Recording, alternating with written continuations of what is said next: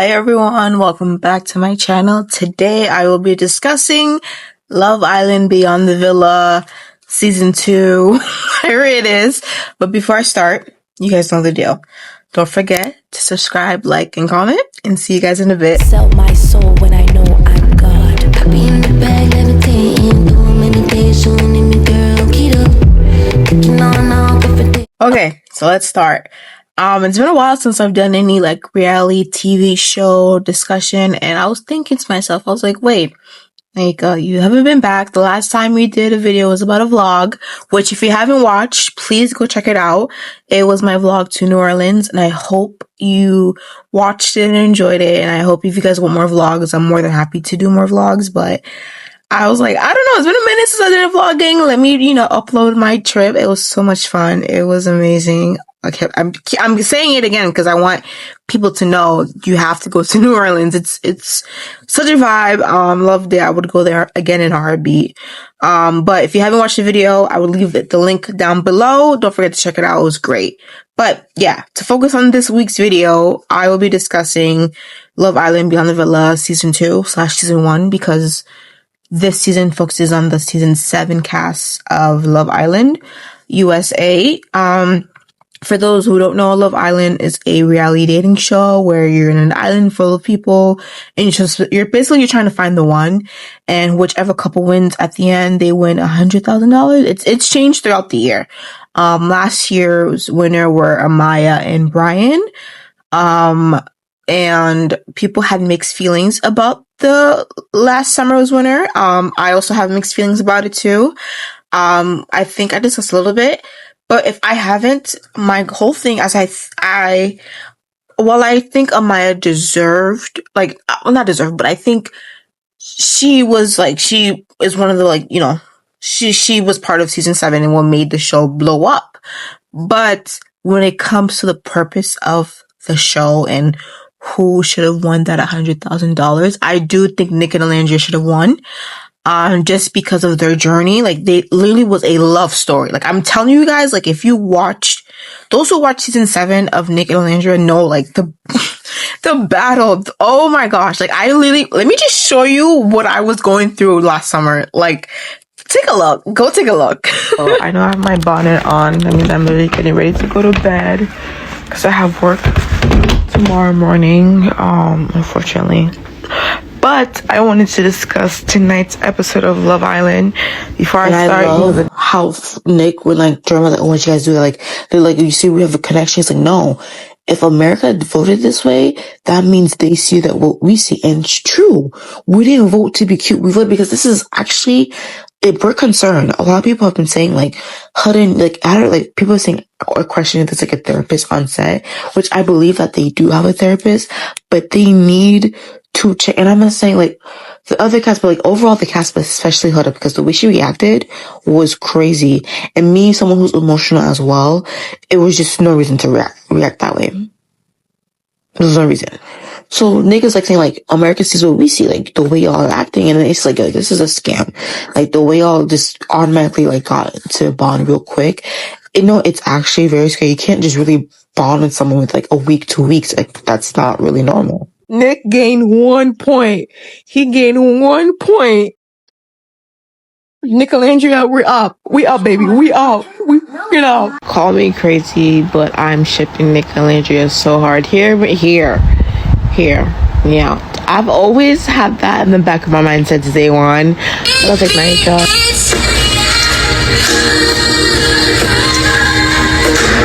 I'm sorry. She said there was no spark. No.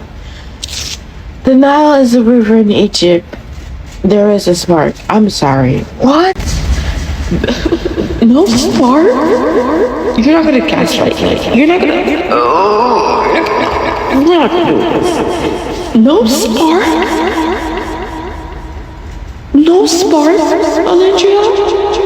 Nicolandria in 5. Nicolandria in motherfucking 5. The Nick and Alandria community, thank you for your support, your kind words, and just thank you for always wanting the best for us and just pushing us to do our best. Now that you've seen the recap of my journey shipping Nick and Andrea and like all of that and how that went, you understand how popular they were. Like they were the couple that got people engaged to watch the show. Amaya was also involved with, the viewership, also Huda. But when it comes to the purpose of the show and what the core value of the show is, I think Nick and Alindra should have won that.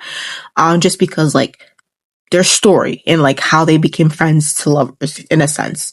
How like they're literally one of the only couples that are still together from like the start in a sense. I know there's Iris and TJ, but that's a whole other story. But yeah, I was like, okay, let's see what reality show that I want to talk about. I want to talk about Temptation Island, but I really haven't really started that yet. I will think about doing a video about it. I'm not sure. But I was like, okay, everyone's watching Temptation Island. Like, I'll leave that on the side. I was like, okay, what's another reality TV show that I should, talk about? I think people would enjoy. And I was like, boom, Beyond the Villa. It's a perfect show. People have mixed reactions with the cast announcement. A few months ago it was announced Peacock announced the cast members who would be participating in Beyond the Villa, which is basically like a reality TV show where they follow like some of the islanders and like they're living in LA and like their experience being young and an influencer and all that, this and that. And I thought when their season was announced, I thought either Nick and Orlando were going to be part of it because it's like people the viewership would have gone up. Kid you not, because of Nick and Orlando, especially Orlando, because like she's blowing up right now, rightfully so. She's in all the red carpets events. She's in all of the ads, everything. Like she's blowing up. She's the star that she is. Like it's amazing seeing her blow up. Especially and her and Nick are just doing a lot of things together. Traveling. Nick is like a freaking DJ. He was in Boston a few weeks ago, which I was like, oh, okay, I was not here, but that's cool. Fun fact, we have the same birthday, Nick and I. I didn't even notice that. I was like, wait, what? That's so funny. But that's another side note. But when Peacock announced the cast, Nick and Orlando were not there. It was, as you can see, it was Iris, Jeremiah, TJ, Amaya, Brian, Pepe, Hannah, Coco, Clark, Taylor, a few other additional, but those were the main casts that we saw. Bella as well. And I was like, okay, I think while a lot of people were like, oh, why are the main stars not there like Huda or like Olandria or like Shelly and Ace? I think I understand why Alandra and Shelly did not want to participate after the reunion because all of the things they've gotten, all of the hate, racist remark, I think the show was mentally draining for them and just it was too much for them. So I understand why they did not want to be part of that at all. Makes sense. Like I'm doing my own thing. But I also think this gave the chance to shine the light on the other cast. Not in a bad way because I feel like we got to see the cast while they're at the villa, but we didn't see a lot of their personalities. And I'm so happy that the show is showing it because we got some things to discuss, especially this whole Mean Girls allegation. The reason why I brought up Mean Girl, people have been, having the reactions of the show. And the main thing that's being discussed is the whole Amaya, Iris, and Hannah trio. And I think I have my takes on it, but let's take a look at what people are saying about this whole trio situation right now. I really don't care. The only girl I know that hangs out with him is Bella. If she is going to continue on building a relationship with my ex, then I don't think that's a girl's friend. The only thing that had bothered me was like yesterday. I feel like she was like so quick to like defend Charlie's like actions. I don't think like him going on those podcasts was ever a way to like bring you down.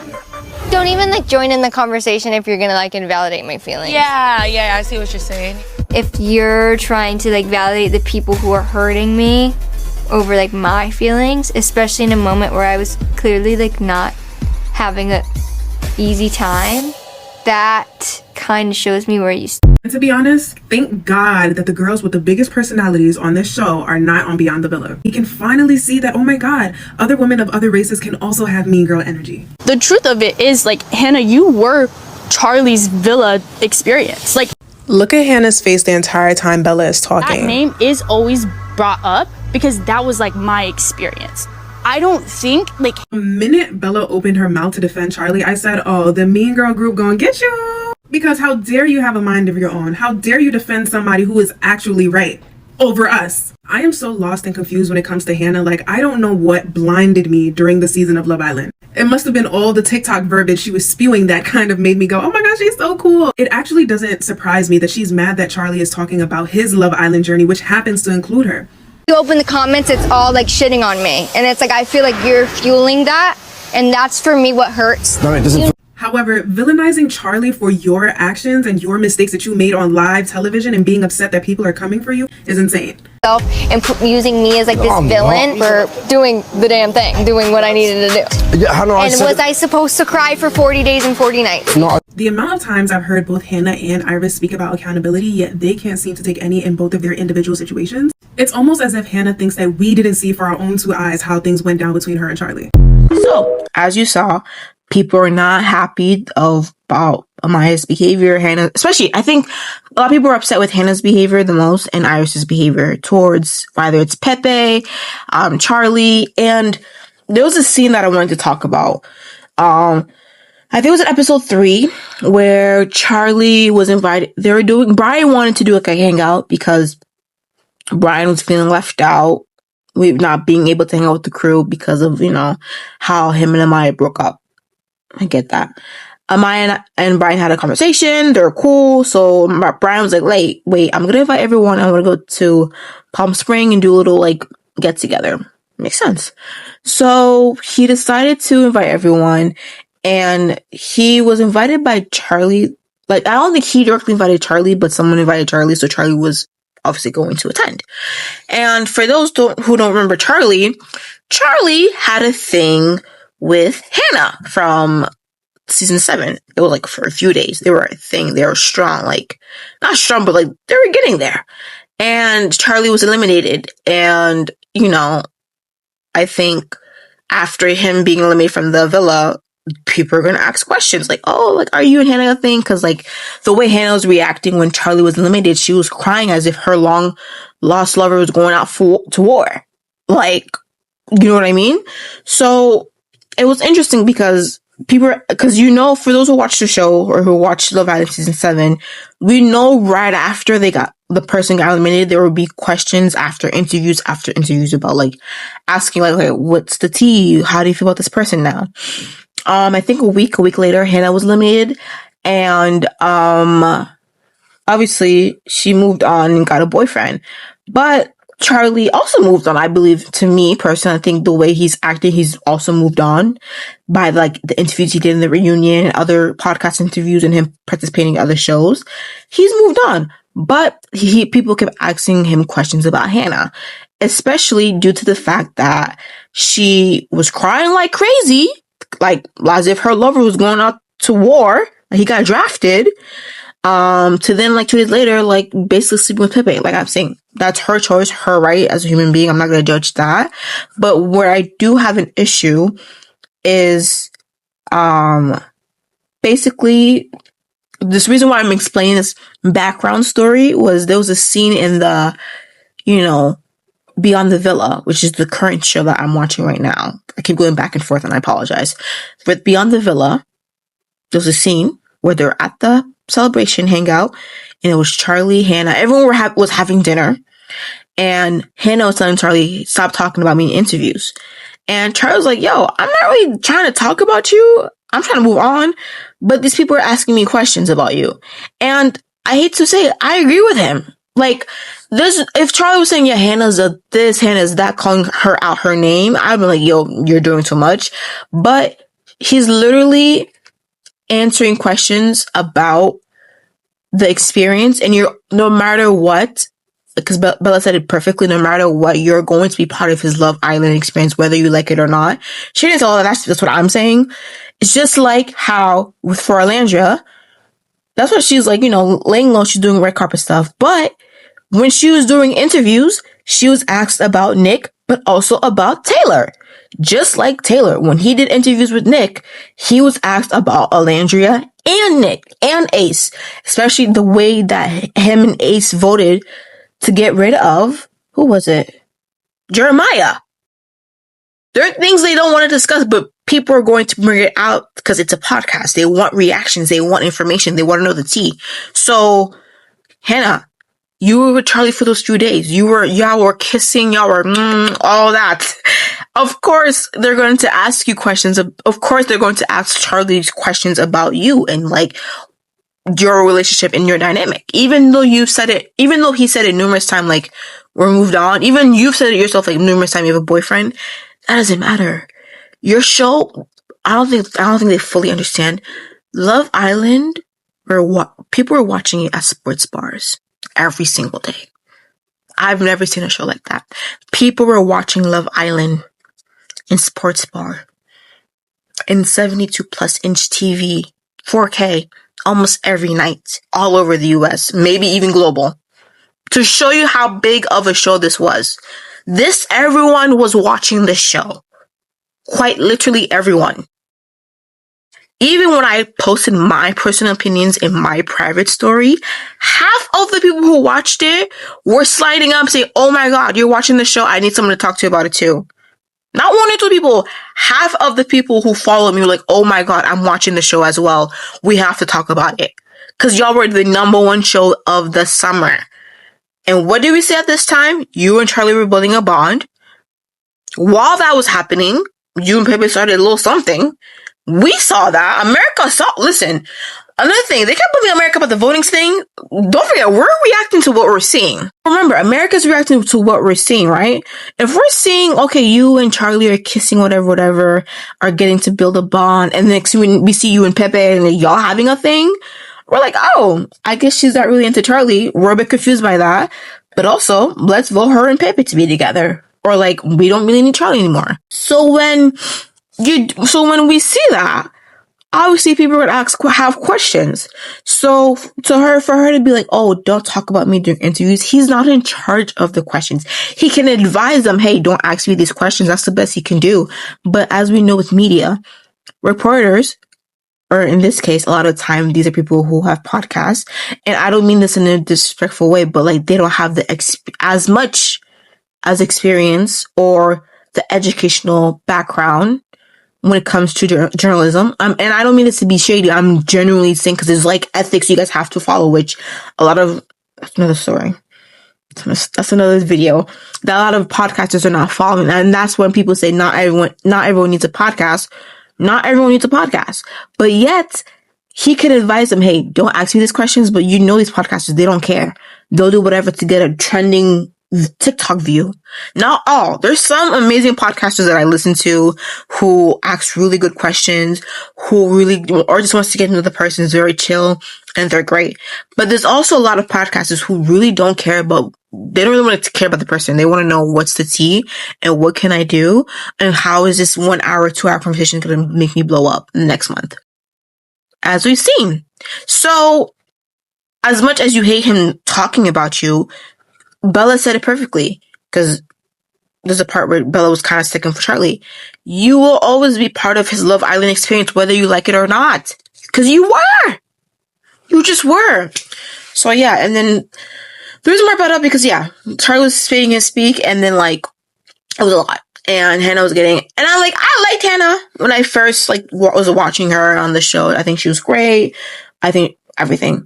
But seeing her now and the way she's been behaving, I think it's a mixture of her, but also production. Production will do whatever to get views. Basically, there was a scene, now I'm going back and forth, I apologize again, but this was in episode 1, I believe, where this was like the first group hangout. And all the girls were sitting somewhere, so it was like Clark, Iris, Hannah, and a few other girls from the Love Island show. And then the guys were sitting somewhere else. Also, TJ was sitting with the girls because him and Iris are a thing. And then some of the guys like Brian, Pepe, who else? Jeremiah were sitting in the other section. And obviously, from last summer, especially at the reunion, Iris and Pepe were together. They were the final 4, they were together. And then something happened and they were not together anymore. And then like a few weeks later, we see Iris and TJ together, and they've been going strong ever since then. So because of that, Hannah was like, oh, The way Pip is reacting, the way he's behaving towards Iris, I think it's wrong. She decided to go up to the boys section. Let's just watch it. I feel like it's better if you guys watch it.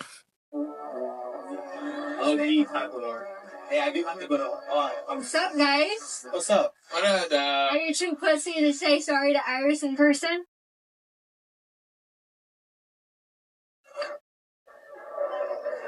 I mean, you didn't go and say hi or anything. I went to say hi to TJ and shake his hand and he said no thank you. But like all of those girls over there, not a single word.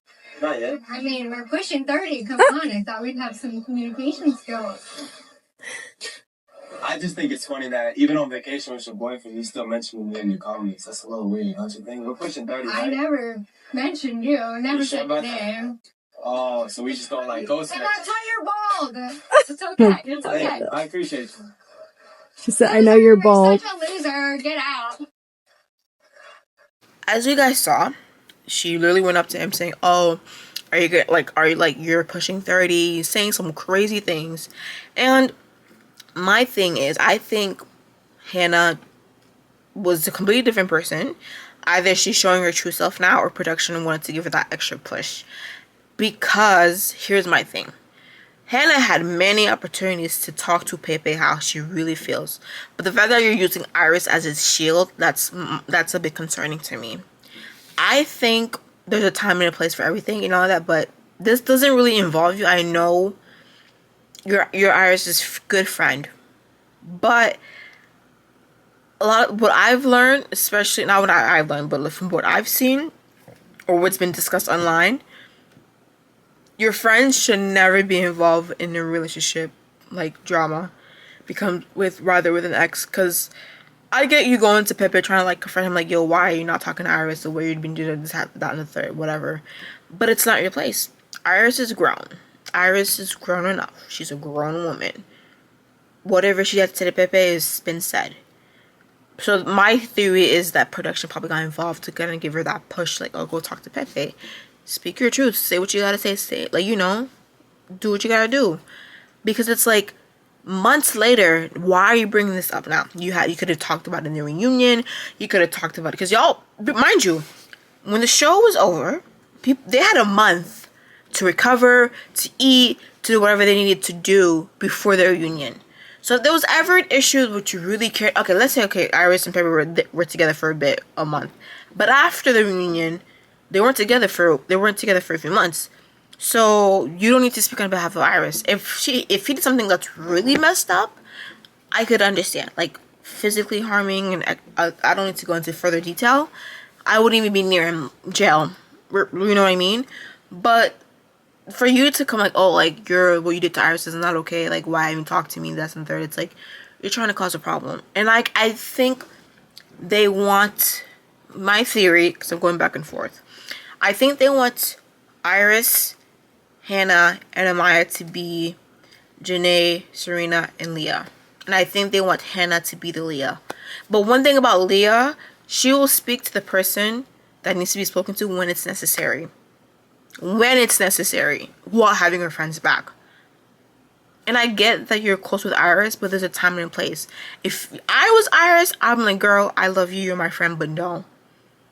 If you have respect for me, don't even waste your breath talking to him. I'm with my man. Quite literally with a new guy.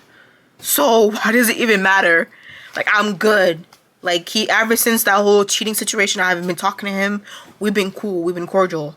I'm literally with my new man, who, like, literally shows me love every day. So there's always, like, that's what I would have done if I was Iris. Trust me. And people who know me, my friends who know me, I'm very fiery too. But, like, if we already resolved it and I literally have a new man next to me, I'm like, girl, leave him alone. He got things to do. Let him be. I'm here with my friends and my man. We're good. So I think Iris did, my opinion, I think she set up Hannah for that. Because it's like, no girl would have wanted their friends to be like, yeah, go talk to him for me. They're like, what are you doing here? So I thought that was weird. But my theory back to wanting Amaya, Iris, and Hannah as like the Leah, Janae, and Serena, I think that's a thing. I think they really want to push that because it came out of nowhere. And I'm telling you, I'm not trying to be disrespectful. If Huda or Landria or Shelly were not there, because those are the pillars of like the season 7, if they weren't there, they would not care. And I'm being very sincere. Lamaya's great person. Happy she won. You can hate me, but if they were there, the people would not care, or production would not care about Hannah, Iris, or Amaya. They'll probably give them like a third 15-minute scene, and then focus back on Landry and Nick, focus back on Shelly and Ace, especially since Ace lives in LA, or focus back on Huda and her drama. I'm being quite serious. They're only putting all this attention on those 3 because the other people who kind of like made the show popular are not there. I said it. I'm not bashing the people as individual. I'm being quite honest. I'm telling you, they would not care and try to push this big 3 agenda for season 7 if the other people were not there. I said it. And it's the truth. If you disagree with me, I get it. And I want to hear people's opinion about that in the comment. Like, please let me know. No hate to these girls, but I feel like, I think the reason why I'm a bit triggered, not triggered, but it's the reason why, like, it kind of just throws me off. I'm like, I didn't see a lot of that dynamic during the villa. So how do we go from that to not really interacting that much to y'all being like best friends, like the big 3? The big 3, we saw like Serena, Janae, and Leah. We saw them interact since day 1, like quite literally. So we know that relationship is very authentic and real. Maybe Amaya and Hannah because they came in together. But everyone was literally all around. Like, we didn't really see them interact that much. So, that's why I'm like, y'all acting as if y'all been best friends from the first episode. That's not the case. And I do like, agree with, like, the mean girl aspect of that. But also, like, the clickiness. And I hate cliques. And I know it's part of how we function as a society. But I have my takes on cliques. And it was giving cliques beyond the villa. And I started to feel bad for Bella. And some of the other girls, like Coco, Grayson, Bella, yeah, I felt bad for them because of who they were on during the show, and then also what happened to them afterwards. So Grayson was a Casa girl. Coco was also a Casa girl, and Bella was a original girl from the villa. This was talking about like the season 7. Bella was literally eliminated the first week. So she only got to spend like 3 days in the villa. So we didn't get to really see a lot of her. So that got taken out. Coco and Grayson were Casa girls. So they were there for the same amount of time, for about a week. And also, like, since they were Casa girls, like, they had a lot of heat coming towards them. Because it's like, okay, you came out of nowhere. You're trying to take my man. And, like, the internet was going crazy. Because, you know, everyone was watching Love Island. So it's like, okay, that's, so they could, I think those 3 could understand each other a lot. And my take is, with that, I feel like there could have been a better support system from Amaya, Iris, and Hannah. And mind you, Amaya, Iris, and Hannah, none of them are OG. The only person that's an OG, to my knowledge, is Jeremiah and Bella. The only 2 OGs that were there from the start are literally Jeremiah and Bella. Everyone else has been either coming midway or during Casa. So, and Austin as well, because he was an OG as well. So when it comes to that, you would think like, oh, I understand how it is to be like coming in new, and like the villa experience was quite stressful. I want to get to know Coco more. I wanted to get to know Grayson more. But I want to know Bella more, because she didn't get to know anyone as well. Like, she literally was gone for like 3 days. So I feel that this was an opportunity for everyone to really get to know one another. And just hearing like how Hannah reacted when Bella told her the truth. And I get it. Hearing the truth from someone can be like, okay, I didn't ask for that. And I get it. Especially when you didn't ask for it. But I'm not going to lie, the way Bella talked to Hannah was the best way. Let me explain furthermore. So going back to the dinner scene, I'm going back and forth. I apologize again. But going back to the dinner scene of the reality TV show Beyond the Villa, where Charlie was talking to Hannah, he was trying to like kind of articulate his argument and couldn't really find a way. So that's when Coco and Bella were trying to help him, but like, you know, being nice and being respectful. And Bella was like, brought up the argument like, listen, while I understand you don't want him to talk about you, but like, you are part of his experience, especially his Love Island experience. No matter what, they're going to always correlate you. She didn't say all that. That's what I'm saying. Like, what, basically paraphrasing what she said. Like, they're always gonna put you two together, whether you like, you know, that's just part of it. Just as with, you know, I was with someone for like 2 days, and then he picked someone else. She's referring to Nick, because as we know, for those who watched last summer, she really liked Nick. She really had a crush on Nick. Nick picked Sierra. So Bella can understand Hannah the most. And you would think Hannah would be like, oh, Bella, you're right. You're right. I wasn't thinking.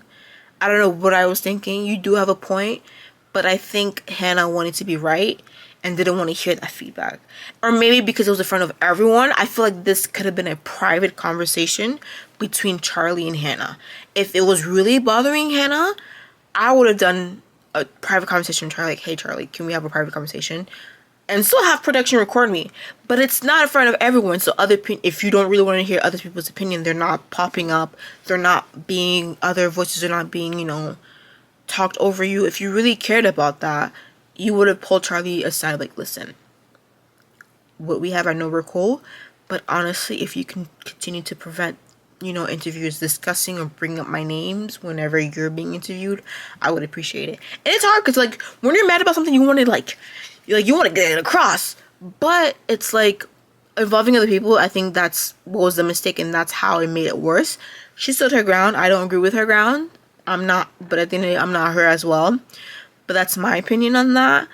But I think the idea of like leaving out the other girls, I think that's a big no-no. I feel like this season of Love Island, we're all about being girls. We're girls, and that's one of the things people were criticizing.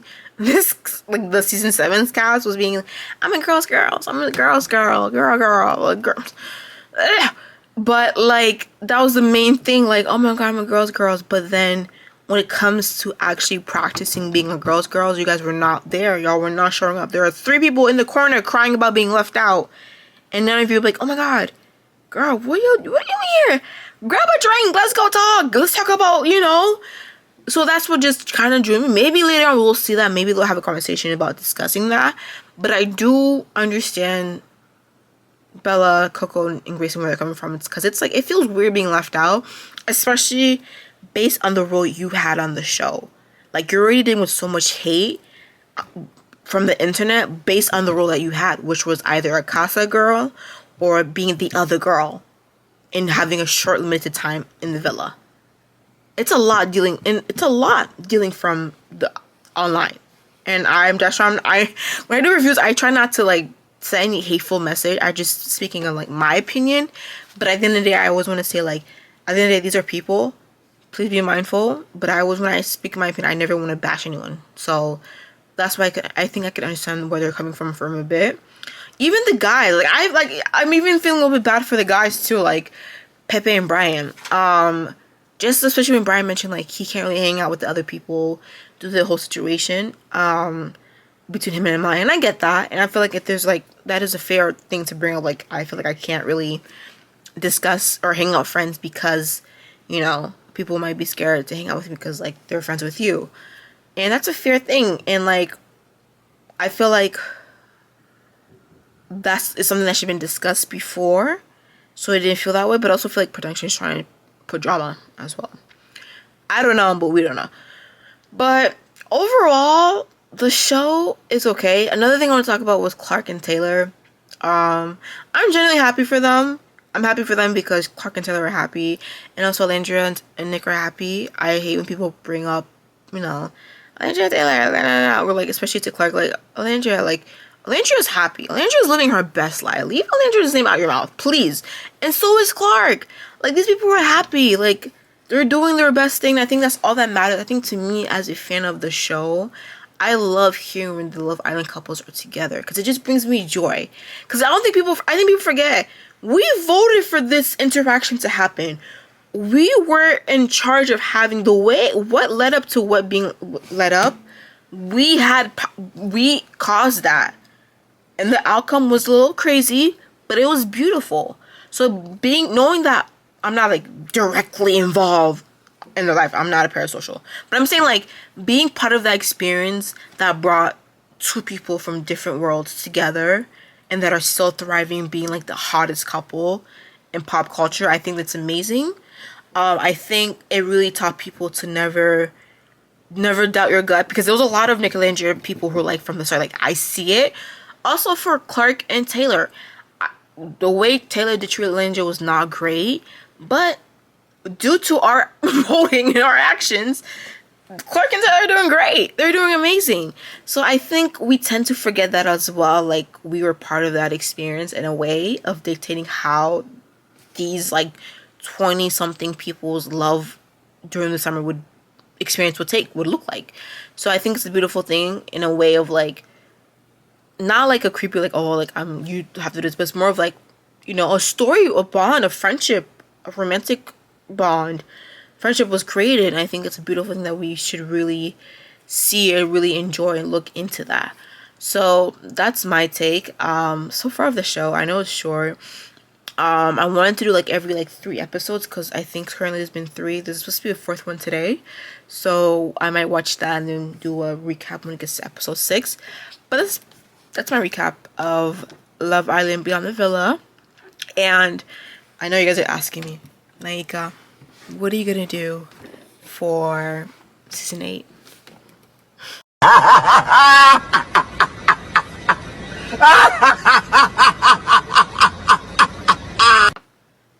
No, I'm joking. I will definitely bring the Instagram recap that I love to do, that I always do.